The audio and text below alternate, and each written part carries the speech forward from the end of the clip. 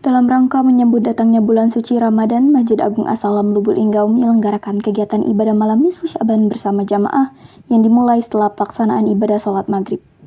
Kegiatan ini diikuti oleh jamaah dari berbagai kalangan dan mengajak seluruh masyarakat kota Lubuk Linggau untuk hadir serta memakmurkan masjid melalui ibadah bersama dalam suasana yang penuh kekhusyuan, ketenangan, dan kebersamaan.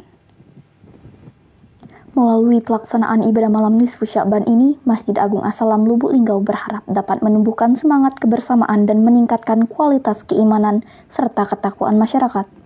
Kegiatan ini juga diharapkan menjadi momentum bagi jamaah untuk mempersiapkan hati dan spiritualitas agar dapat menjalani ibadah di bulan suci Ramadan dengan lebih khusyuk, penuh kesadaran, serta semangat memperbaiki diri dalam mendekatkan diri kepada Allah Subhanahu wa Ta'ala.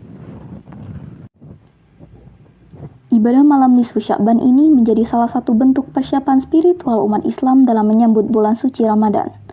Malam nisfu Sya'ban diyakini oleh umat muslim sebagai malam yang istimewa, di mana menjadi waktu yang tepat untuk melakukan muhasabah diri, merenungi perjalanan hidup, memperbaiki niat, serta memohon ampun atas segala dosa dan kesalahan kepada Allah Subhanahu wa Ta'ala.